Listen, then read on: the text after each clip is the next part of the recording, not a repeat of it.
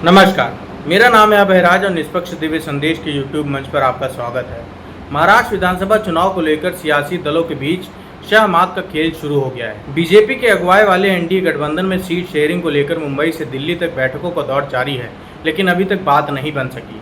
ऐसे में सीएम एकनाथ शिंदे की शिवसेना ने विधानसभा क्षेत्रों में प्रभारी और निरीक्षकों की नियुक्ति शुरू कर दी है, तो एनसीपी प्रमुख व डिप्टी सीएम अजीत पवार भी विधानसभा चुनाव से पहले महाराष्ट्र में यात्रा करने का प्लान बना रहे हैं। बीजेपी ने महाराष्ट्र में जिस उम्मीद के साथ अजीत पवार और एकनाथ शिंदे को अपने साथ लिया था, उसमें सफलता नहीं मिली। अजीत पवार की पार्टी एनसीपी अपने कोटे की 4 में से 1 सीट ही जीत सकी, जबकि शिंदे की शिवसेना अपने हिस्से की 15 सीटों में से 7 सीटें ही जीती। 2024 में एनडीए की तुलना में इंडिया गठबंधन का पलड़ा भारी रहा। महाराष्ट्र में 48 लोकसभा सीटों में से इंडिया गठबंधन 30 सीटें जीती है, तो एनडीए को सिर्फ 17 सीटें ही मिल सकी। विधानसभा चुनाव की सियासी सरगर्मी बढ़ने के साथ लोकसभा चुनाव के में फ्लॉप रहे अजीत पवार और एकनाथ शिंदे अपनी अपनी राजनीतिक ताकत को मजबूत करने में जुट गए हैं। लोकसभा चुनाव में मिली मात के बाद अजीत पवार अब अपनी सियासी जमीन मजबूत करने के लिए महाराष्ट्र में जन सम्मान यात्रा पर निकालने जा रहे हैं। जन सम्मान यात्रा का नेतृत्व कर रहे एनसीपी के प्रदेश अध्यक्ष सुनील तटकरे ने कहा कि अजीत पवार के नेतृत्व में नासिक में यात्रा शुरू होगी और राज्य के सभी 288 विधानसभा क्षेत्रों में होकर गुजरेगी। उन्होंने कहा कि अजीत पवार पिछले 35 वर्षों से प्रभावी राजनीतिक कार्य कर रहे हैं, जिन्हें लेकर जन जन तक पहुंचाने का प्लान है। सुनील तटकरे ने कहा कि वित्त मंत्री के रूप में डिप्टी सीएम अजीत पवार ने राजकोष और कल्याणकारी योजनाओं के बीच बेहतर संतुलन बनाने का काम किया है। किसानों, महिलाओं, छात्रों, युवाओं और अन्य वर्गों के लिए 1 लाख करोड़ रुपए की योजना शुरू की है। इन्हीं तमाम योजनाओं को घर घर पहुंचाने के लिए ही अजीत पवार अपनी यात्रा शुरू कर रहे हैं। हालांकि एनसीपी ने अभी जन सम्मान यात्रा का ऐलान किया है, लेकिन किस तारीख से शुरू होगी इसका जिक्र नहीं किया।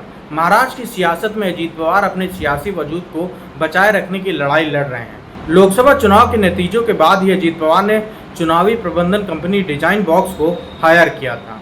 विधानसभा चुनाव के कैंपेन और रणनीति बनाने का काम डिजाइन बॉक्स से मदद ले रहे हैं।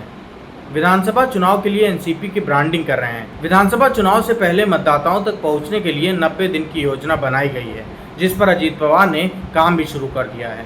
अजीत पवार ने अपने सभी नेताओं और विधायकों को विधानसभा चुनाव की तैयारी में जुट जाने का दिशा निर्देश दे चुके हैं। अजीत पवार ने सफेद कुर्ते के ऊपर गुलाबी जैकेट पहनना शुरू कर दिया है और अपने कुर्ते और जैकेट पर एनसीपी पार्टी का चिन्ह भी लगाना शुरू कर दिया है। इसी कड़ी में उन्होंने महाराष्ट्र में जन सम्मान यात्रा का प्लान बनाया है, जिसका आगाज नासिक से शुरू करेंगे। इस तरह अजीत पवार अपनी ताकत बढ़ाने का प्लान बनाया है। वहीं मुख्यमंत्री एकनाथ शिंदे के नेतृत्व वाली शिवसेना ने 113 विधानसभा क्षेत्रों में 46 विधानसभा प्रभारी तथा 93 विधानसभा निरीक्षकों की नियुक्ति की है। ऐसे में शिंदे ने अपने सहयोगी दलों को, खासकर बीजेपी को यह संदेश दिया है कि शिवसेना विधानसभा चुनाव में सूबे के 288 में से कम 100 सीटों पर चुनाव लड़ने की तैयारी कर रही है। विधानसभा चुनाव में सिर्फ 2 महीने का समय बचा है।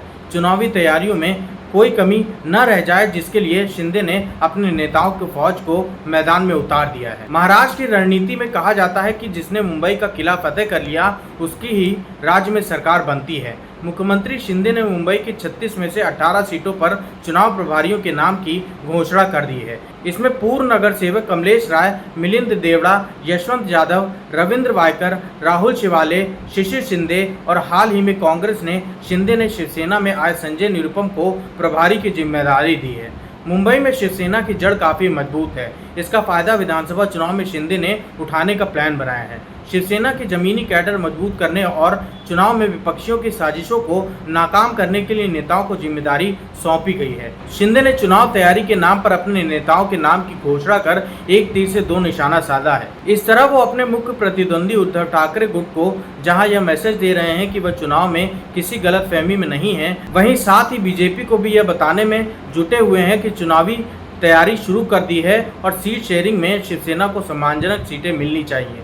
महाराष्ट्र की कुल 288 विधानसभा सीटें हैं, जिनमें से बीजेपी का प्लान 160 में से 170 सीटों पर चुनाव लड़ने का है। इस लिहाज से एकनाथ शिंदे की पार्टी शिवसेना और अजीत पवार की एनसीपी के लिए करीब 120 सीटें ही बच रही हैं। एनसीपी और शिवसेना की तरफ से 100-100 सीटों की डिमांड की जा रही थी। लेकिन अमित शाह से मुलाकात के बाद अजीत पवार खेमे की तरफ से 80 से 90 सीटें की बात कही जा रही है। शिंदे खेमे ने जिस तरह 113 विधानसभा सीटों पर प्रभारी नियुक्त किए हैं और अजीत पवार सभी 288 सीटों पर जन सम्मान यात्रा निकाल रहे हैं, उसके सियासी मायने समझे जा सकते हैं। धन्यवाद।